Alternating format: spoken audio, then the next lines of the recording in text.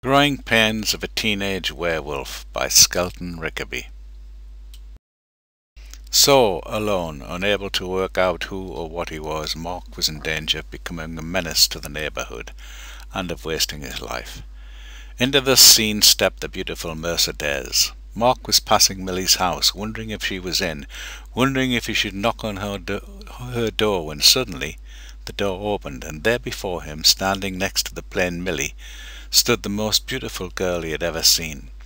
She had long blonde hair, a tiny nose, big wide eyes, and voluptuous full red lips. Her breasts strained at the thin white blouse she wore, and Mark swore he could see her pink nipples sticking through. She wore a pair of skin-tight jeans that showed a well-developed bottom that flared from the middle of her back into a rear that made old men ejaculate on sight of it. This was Mercedes. Within seconds she had her tongue down his throat. Mark pushed her back, gasping for breath. "Wow!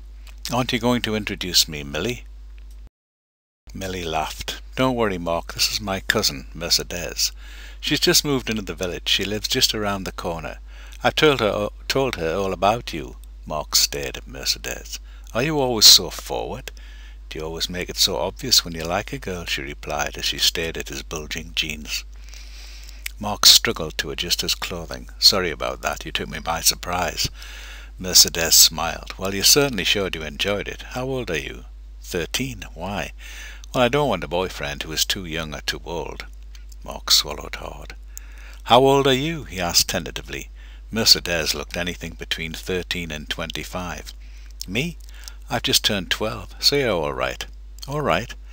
I said I don't want anyone too old or too young for my boyfriend, so you're just right.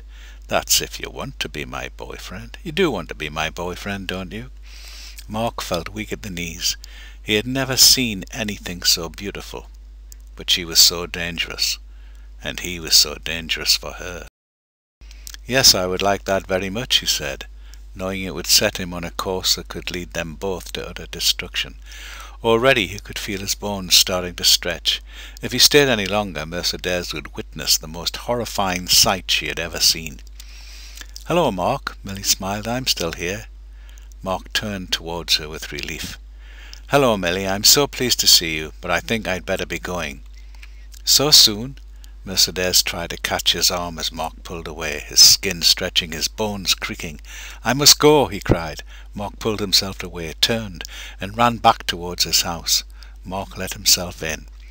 He ran up the stairs, entered his bedroom, locked the door, and lay on his bed.